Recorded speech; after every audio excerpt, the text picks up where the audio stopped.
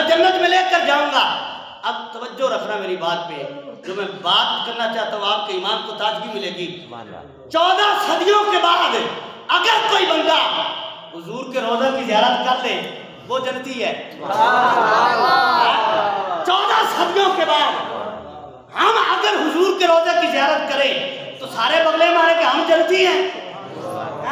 क्यों? कि हम हुजूर के रोजे की ज़ियारत कर रहे हैं। मैंने कहा बड़ी अजीब बात नहीं है कि तू 14 सदियों के बाद जाकर हुजूर के रोजे की ज़ियारत करे तो कहे वजबत लहू शफाअती। यारो जो 14 सदियों से उस रोजे के अंदर हुजूर के साथ आराम कर रहे हैं, अल्लाह ने उनको कितना मकाम अता फरमाया। नाराए तकबीर, हजरत अबू बकर सद्दीक, हजरत अबू बकर सद्दीक। गली गली नगर नगर, गली गली नगर नगर। 14 सदियों बाद कोई बंदा ज़ियारत करे, वो हदीस पढ़े मंज़ारा कब्री वजबत लहू शफाअती। तो 14 सदियों के बाद अगर रोजे की ज़ियारत की जाए वो जन्नती है। तो जो हुजूर के यार हुजूर के रोजे में आराम कर रहे हैं उनकी कितनी शान और मकाम होगी। समझ आ रही मेरी गल? सुभान अल्लाह कहो जरा।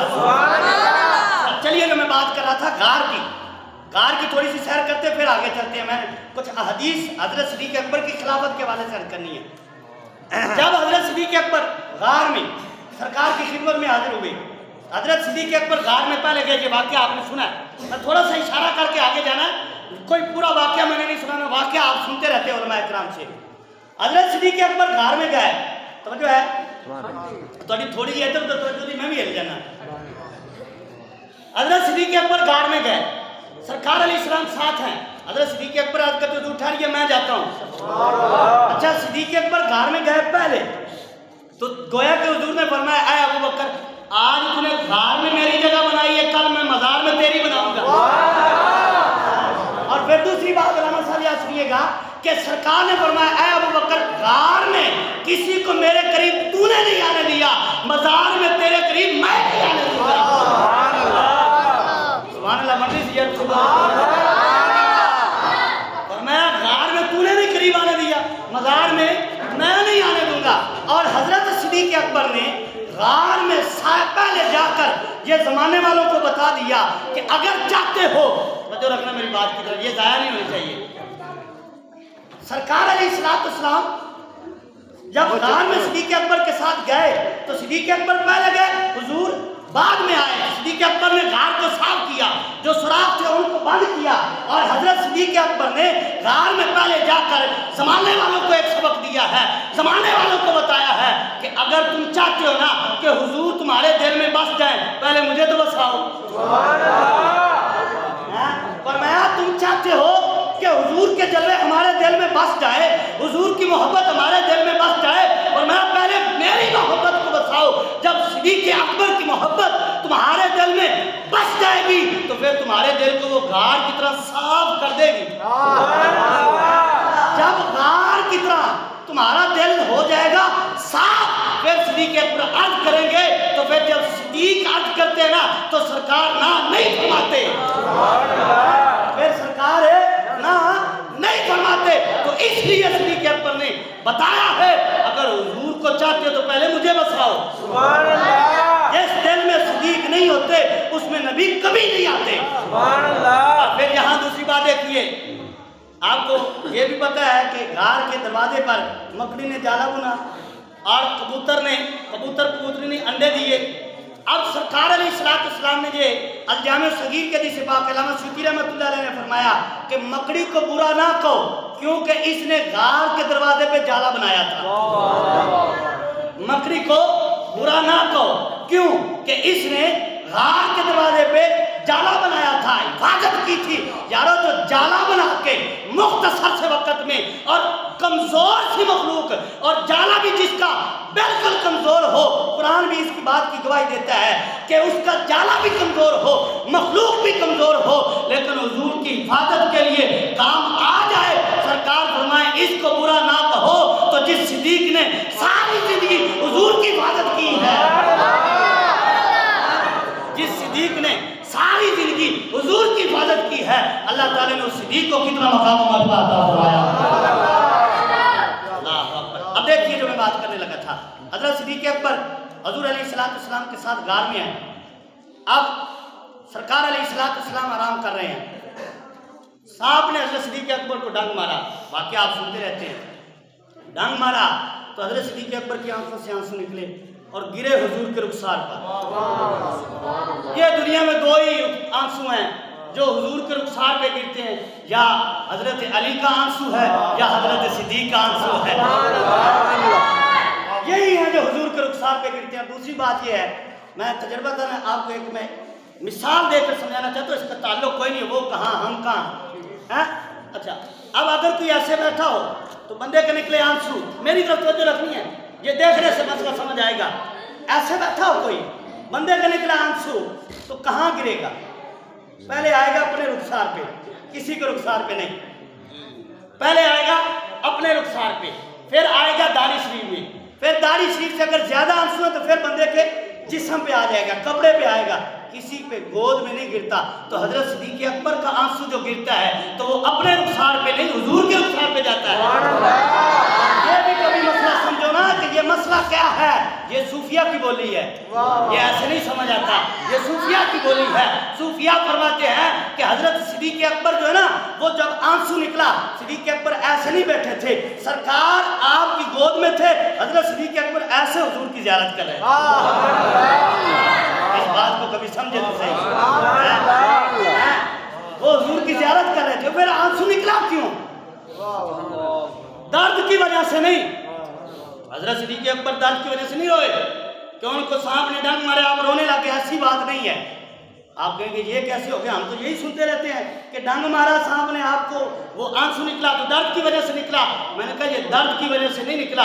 अगर आप कहें ना कि हजरत सिद्दीक अकबर को सांप ने डंक मारा आप रोने लगे, ये तो फिर हजरत सिद्दीक अकबर के इश्क की तौहीन है। आप ऐसी बातें कभी सुन लिया करें, ये हजरत सिद्दीक अकबर के इश्क की तौहीन है। कैसे? कि कुरान कहता है हजरत यूसुफ अलैहिस्सलाम का जलवा सामने हो तो औरतों को दर्द ना हो। बाबा जी तुम्हें लगता है समझ आ गई, पूरी पूरी आ गई। सुभान अल्लाह। देखिए जरा इस बात को समझना जरा, हजरत यूसुफ अलैहिस्सलाम का जलवा मिस्र की औरतों के सामने हो, वो हाथ काट दे, छुरियां चल जाए, कुरान गवाह है, उनको दर्द और नहीं होता। अगर उन औरतों के सामने उसने यूसुफ हो और उनको दर्द नहीं होता तो जिनके सामने उसने मोहम्मद है।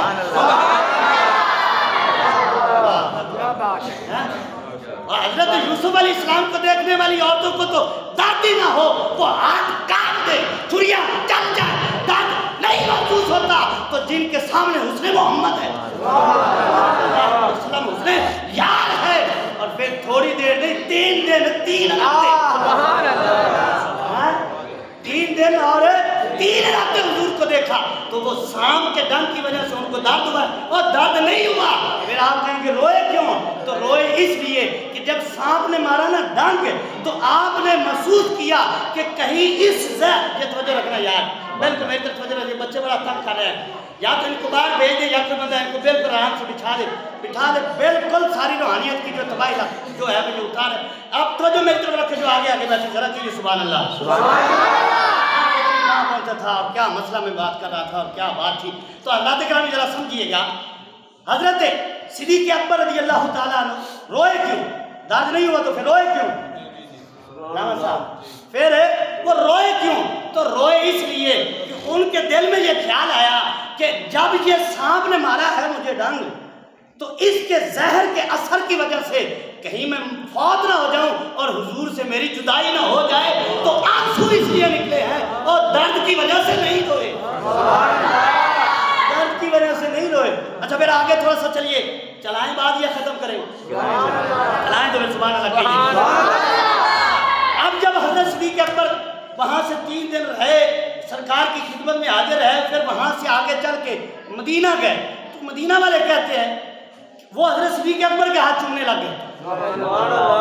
हजरत सिद्दीक अकबर के हाथ चूमने लग गए, उनको पहचान ही नहीं हुई, कि आका कौन है, उनकी कौन है। अब आप कहेंगे ये कैसे हुआ, इसकी भी एक वजह है। मैं मिसाल आपके सामने रखकर जो है ये अर्ज करूंगा। नक्शबंदियों के पेशवा हजरत बाकी बिल्ला रहमतुल्लाह अलैह, ये हजरत मुजद्दिद अली सानी के भी पीरो मुर्शिद है। मैं एक बात यहाँ भी कर दूं, हजरत मुजद्दिद अली सानी से किसी ने पूछा हुजूर ये 200 दिरहम होना तो ज़कात कितनी होती है?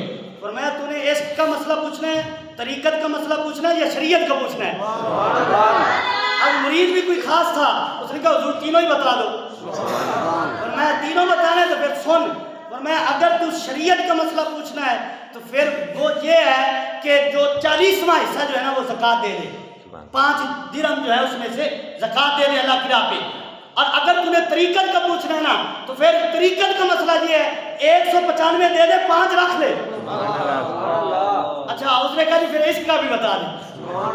फरमाया इश्क का ये है कि सारा ही दे दे और मांगने वाला जान माने वो भी दे दे। तो उसने कहा हुजूर शरीयत भी समझ आ गई, ये तरीकत का मसला भी समझ आ गया, ये इश्क का मसला कहाँ से आया, ये मसला कहाँ से आया कि सारा ही दे दूं। पर मैं हजरत सिद्दीक़ अकबर से सीखो, ये इश्क का मसला है कि सिद्दीक़ अकबर से जब हुजूर ने फरमाया तो घर में कुछ भी नहीं छोड़ा, हर शाय उठा के हुजूर के कदमों में लाकर रख देते,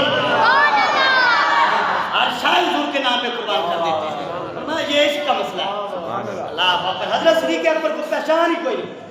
मदीना वाले आते हैं, कोई सिद्दीक़ अकबर के हाथ चूम रहे हैं, कोई सरकार के हाथ चूम रहे हैं। हजरत सिद्दीक़ अकबर ने ऐसे चादर उठाई और उठाकर सरकार के ऊपर ऐसे लेकर खड़े हो गए। अच्छा ये चादर भी धूप की वजह से नहीं थी, जिन पे बादल छाया करें, ये चादर करने का मकसद ये था कि इनको पता चल जाए आका कौन है, गुलाम कौन है। अच्छा अब यहाँ भी एक मसला है, मसले में मसला कहिए सुभान अल्लाह। मैं सारे मसले समझा कर ही जाऊंगा सुभान अल्लाह कहिए। ये समझ क्यों नहीं आई, पहचान क्यों नहीं हुई, कैसे ये कैसे हुआ कि उनको पहचान ही नहीं हुई? तो मिसाल में अर्ज करने लगा था बाकी बिल्ला रहमतुल्लाह अलैह की। हजरत बाकी बिल्ला रहमतुल्लाह अलैह ना आपके पास रात को पिछले पैर में आपके मेहमान आ गए। आपका जो नान भाई था, आपका जो बावर्ची था वो आया, उसको पता चला, उसने फौरन इंतजाम किया, खाना पकाया और खाना लाकर आपके मेहमानों के सामने रख दिया। जब खाना रखा उन्होंने खाया, वो खुश हो गए, अल्लाह का वली भी खुश हो गया। अब अपने नान भाई से फरमाया मां क्या मांगता है? उसने कहा हुजूर क्या मांगना, मैंने तो खिदमत की है, मैंने तो खिदमत की है, मैं कोई लेने के लिए थोड़ा ही था।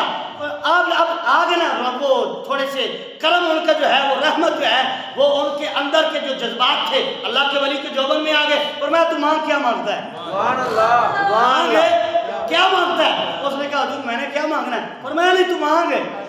उसने कहा हुजूर देना ही तो फिर मुझे दूसरा बाकी बिल्ला बना दे, मुझे बाकी बिल्ला बना दो। अब हजरत बाकी बिल्ला ने फरमाया ये तुझसे नहीं होगा। तो उसने कहा हुजूर देना नहीं था तो फिर कहा क्यों है? देना नहीं था तो फिर कहा क्यों है? तो हजरत बाकी बिल्ला ने फरमाया अच्छा अब तेरी ज़िद्दी है तो फिर ठीक है। रात हुई, हजरत बाकी बिल्ला का बाजू पकड़ा, कमरे में लेकर हजरत बाकी बिल्ला नान भाई को लेकर जाते हैं। तो देखने वाले कहते हैं कि जब रात हुई थी तो एक बाकी बिल्ला थे, एक बावर्ची था। जब सुबह होती है तो कमरों से 2 बाकी बिल्ला बाहर आते हैं।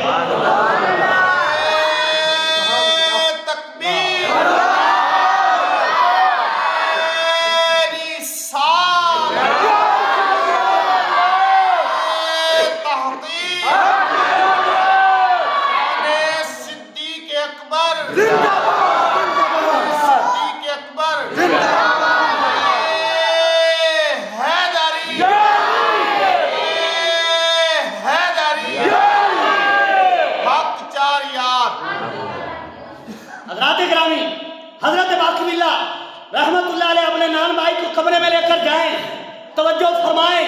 तो जब दिन को बाहर आए, तो मसले पे रखनी है, रात को जाएं, तवज्जो फरमाएं।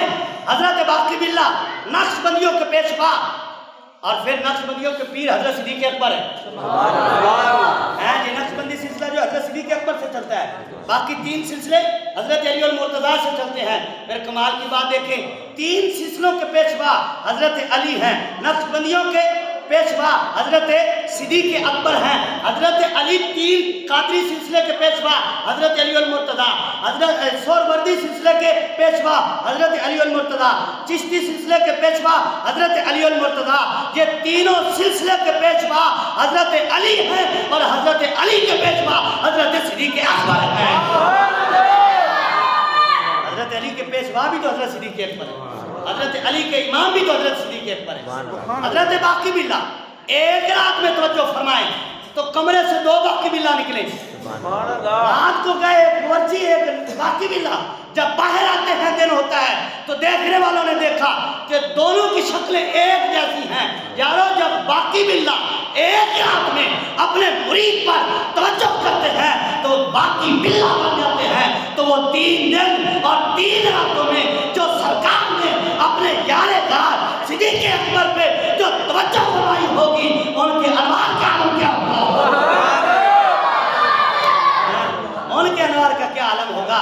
तो बाकी बिल्ला को कोई ना पहचाने, इसलिए हजरत सिद्दीक़ अकबर को भी मदीने वाले पहचान नहीं रहे थे। आपने चादर की, उनको पता चला आका कौन है, गुलाम कौन है। ये हजरत सिद्दीक़ अकबर का मकाम है। तो हज़रात गिरामी, हदीस की तरफ 2-4 बात, सिर्फ 4 हदीस से जो है मैंने अर्ज करनी है आपकी खिलाफत के हवाले से।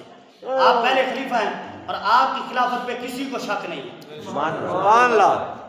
आपकी खिलाफत पे किसी को शक है